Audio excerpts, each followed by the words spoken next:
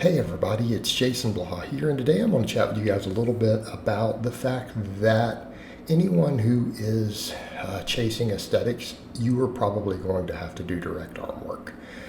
This is one of the areas that I would say that for most men, and I'm not saying this is exclusively true, but for most men, these areas are where you're probably going to have to do some isolation work if you want to look good. Okay. Now, some people are going to say, well, I personally have to isolate my delts. I've had to isolate my pecs. My pecs just won't grow. But that's a different topic, and that's very individual, very structure-based. And in some cases, it can be your technique. But I have absolutely seen that even in drug-free lifters. Like I've had a client who had that problem. He could actually rep 315 on the bench drug-free, even doing it correctly. And of course, he had delts that way overshadowed his pecs. Okay.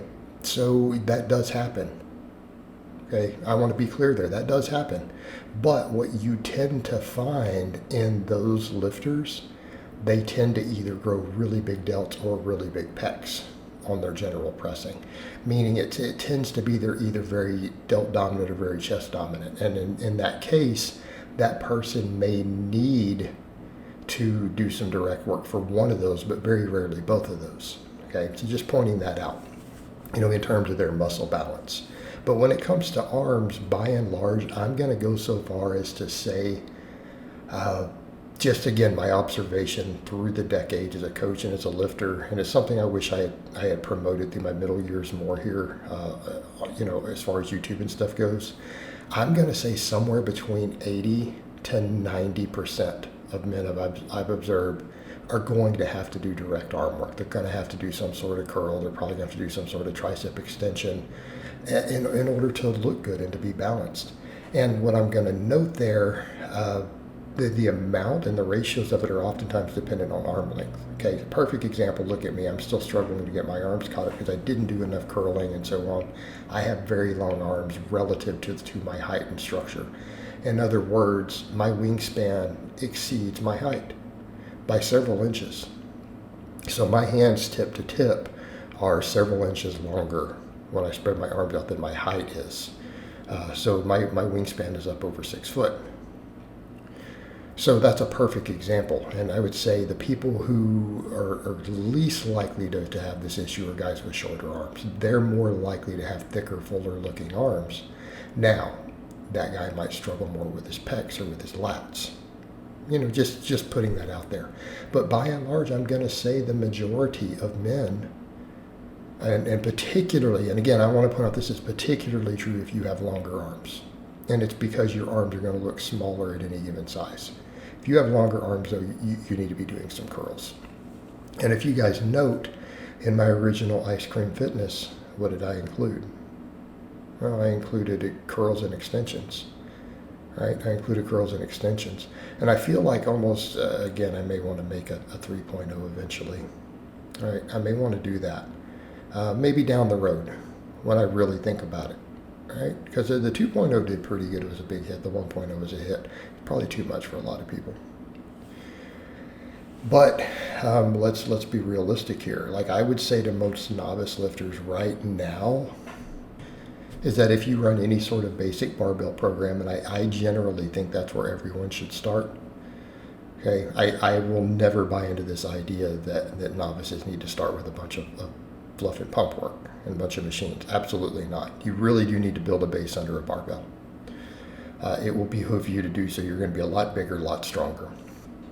But if someone were to run, any sort of basic program like that, I would say you still probably need to do some direct arm work. Now, the biggest issue I see is that they literally don't know how to curl. And I catch that a lot. Like people will watch these videos I'm doing right here of novices and it'd be like, oh, you're curling wrong. And I'm like, yeah, this tells you how much people don't know the role of the biceps. Biggest mistakes I see with novices curling, they curl their wrist. They turn everything into a wrist curl. They skip the bottom. Okay. But you guys did notice I stretch at the bottom. Even with whether it's with a barbell curl or with the dumbbells, so I lean forward with the barbell.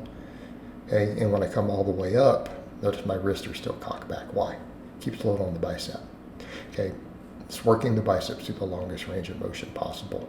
Now, of course, in this video from the same day, I'm doing two very different angles. I'm gripping quite wide on the barbell for a reason, so that I am working the bicep differently enough than the dumbbell to justify two movements. Again, I'm an advanced lifter who has lagging biceps. You know, it makes sense to do a couple of isolation movements to maybe emphasize the couple heads of the bicep slightly different, although it's very difficult to do that in the bicep. It's not a particularly complex muscle. You know, same thing with extensions here. I'm doing skull crushers in this video. But the point is, I think novices need to do that. Now, my only problem with something like a skull crusher for novices, they oftentimes don't have the elbow tendons to handle it. They start hurting. They get tendonitis quickly. Much as I love the skull crusher, it's been my experience. You better have strong elbow tendons to do this lift, which means you probably need to be doing some band press downs. But I've had great luck with that. Okay, I've taken novice lifters who've come to me as clients, and I have them do a bunch of benching and a bunch of band work then for their triceps. It puts them into a situation to where we can do more direct tricep work that really hammers that area without beating the tendons up. And I think, and a lot of it is because people will tend to go too heavy on a skull crusher. Right? They try to just muscle through really heavy weights. And unless you have spent a lot of time building up your tendon health and elbow health, this is going to lead to tendonitis. Like those skull crushers, you probably need to keep them fairly light. I mean, and in perspective, the ones you guys are watching me do, that's only 68 pounds. You guys have seen me close grip bench 365 before. Okay? So what does this tell you about the weights you can get away with using there? You know, just something to keep in mind. You got to be a pretty advanced lifter with very healthy elbows to go real heavy on a skull crusher and not have problems. I'm not saying guys don't do it, but they've spent years building up to that. Or they're just very genetically blessed in their elbow health and tendon health. Okay, but back over to the point. My point is that most of you guys out there, you're going to need to do some arm work, and that might be the only thing you need to isolate in your entire upper body. Maybe the only thing, but you're probably going to need to do it. Right? You're probably going to need to do it. You know, and I would say the same thing early on. A lot of novice lifters doing some pullovers. Oh man, that wouldn't be a bad idea, right? Some barbell curls, some pullovers. You'd be in a good place. As far as at least being aesthetic. So again, just something that people miss out there, and it's something that isn't being addressed with too much of the minimalist stuff. All right, guys, but that's really all I have to say on that today. I hope it's been informative, and I'll talk to you guys next time.